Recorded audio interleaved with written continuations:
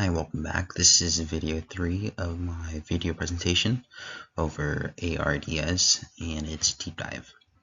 So on this slide, or this video, we'll be talking about the changes of the anatomy, alterations of the lung, the etiology and epidemiology, diagnostic criteria, the clinical manifestations, and general management of ARDS, and showing along that with some pictures and other notes to apply for that as well. So the anatomical alterations. ARDS is a life-altering lung condition that causes severe inflammation and damage to the lungs, leading to difficult breathing and low oxygen levels in the blood. The changes that are going to occur / could are edema, which is just fluid buildup in the lungs. This could cause a alveolar collapse, and in doing so, you'll have a condition called atelectasis, where you have just those small alveolar sacs are not inflated to allow perfusion. Scarring may occur, so you have these scarring, and then if you have scarring to these air sacs, you could make your lungs stiffer, which your lungs needs to be able to expand and have the elasticity that it needs to function correctly. Your hyaline membrane can thicken, and that could also cause fibrosis as well. So the etiology of ARDS is that it involves many risk factors besides pulmonary infection or aspiration, which can lead to sepsis, trauma, massive transfusions, drowning because of all the liquid in your lungs that have settled, drug overdose. You could have a fat embolism, inhalation of toxic fumes, and pancreatic typhus. These are all just risk factors that could allude to having ARDS. These extra thoracic illnesses and injuries trigger an inflammation cascade, so it's just one after the other can result, and next thing you know, you're just a whole lot worse than where you started, which can culminate into a pulmonary injury. The epidemiology, according to the National Library of Medicine, estimates of the incidence of ARDS in the United States range from 64.2 to 78.9 cases per 100,000 person years. 25% of ARDS cases are initially classified as mild, and 75% as moderate or severe. However, a third of the cases progress moderate or severe diseases, according to the National Library of Medicine, and this was stated in January 2024. So it is a pretty drastic lung disease, which do pose the risk of death and permanent lung injury, and just altering your life course going forward. Some people who are young that get these live a life that's just full of I wouldn't say irreversibility, but hardships in a sense. Globally, it is a high mortality rate, and it does have high morbidity. Pardon. So what are some diagnostic criteria?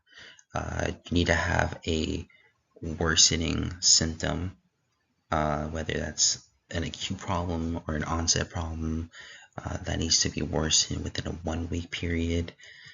Usually you'll see symptoms of hypoxemia, especially if your PaO2 over FiO2 is less than 300. That is your arterial oxygen pressure to inspired oxygen.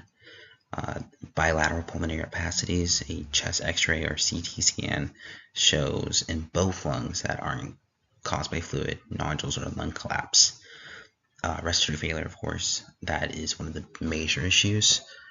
Just that need to be able to ventilate on your own, and once you're unable to, of course, you'll be put on a mechanical ventilator. Other diagnostic tests include arterial blood gases, sputum cultures, blood cultures, urine cultures, and other testing along with that as well. The Berlin definition was created to improve on the AECC definition by classifying the severity and predicting mortality, which is kind of similar to the ones we originally know, but it's just a little bit more technical. So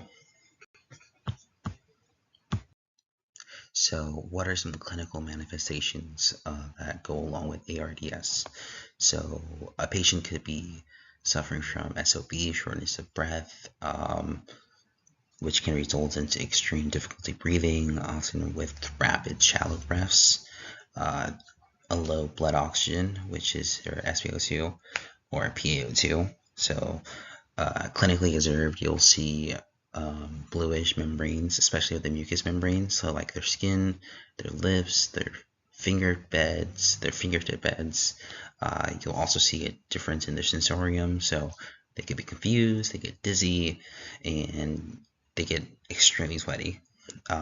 Coughing up phlegm, sometimes with a frothy white or pink appearance, which is going to be very evident towards that ARDS because of the inflammation and the swelling that's happening. And it's very important for us as RTs to be able to distinguish that, to make a faster, more conclusive decision on what this patient could be manifesting.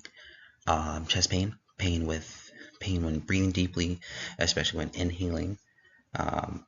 Fast heart rate because they're trying to push out more blood. Their heart is working overtime. Fever. Could be feeling generally unwell. Crackling sounds, bubbly, rattly, or clicking sounds in the lungs when breathing. Their low BP. Confusion. Just feeling restless or anxious. And extreme tiredness or fatigue. So for general management of ARDS, what can we do as RTs? We can provide oxygen therapy, whether that's in the form of face mask, nasal tubes, or just simply ET tube. We do offer other supportive care, but the goal of the treatment is to improve the oxygen levels and treat the underlying causes, because if we're just providing oxygen and we're not exactly working towards a finish line, then we're never going to get this patient feeling better, doing better, and to be able to breathe and have a patent airway on their own. Some major ventilations can be a high frequency oscillatory ventilation, or HFOV. That's one way that ARDS can be treated with. Other treatments could be what we'll talk about later on in the next videos, but prone positioning when the patients turn on their stomach, sedation and medication to prevent movement. We want to cause less movement, have the patient and their body reserve more of their oxygen in their cells. Fluid management include diuretics to remove excessive fluid from the body. ECMO, this is one of the more of the last resorts that you would want to use. But ECMO is definitely on the table that can help. Nutritional support and treatment of the underlying injury, whatever that could be causing. There is no cure for ARDS, but with treatment, an estimated 60 to 75% of people with ARDS tend to survive. To touch on the 5 P's of ARDS therapies are perfusion, positioning, protective lung ventilation, protocol weaning, and prescription medication. So perfusion, we want to make sure that the oxygen in their blood is going throughout their whole body. Positioning, we want to make sure that the patient is on their belly for proning. It's going to offer them a lot more support. Protective lung ventilations, again, their lungs are in a very bad shape. If we are giving them mechanical ventilations, we need to be able to adjust their levels of pressure so we don't blow a hole in their lungs. Protocol weaning, it is when we just gradually lower their FiO2 so their body doesn't get naturally dependent on that, and prescription medications as well. And here we have the picture shown here. We have a chest radiograph of ARDS. This is before. This is an after image once they have been diagnosed. And same here. We have a supine position, lungs full of all that consolidation fluid, and then on their stomach, better aeration for the patient.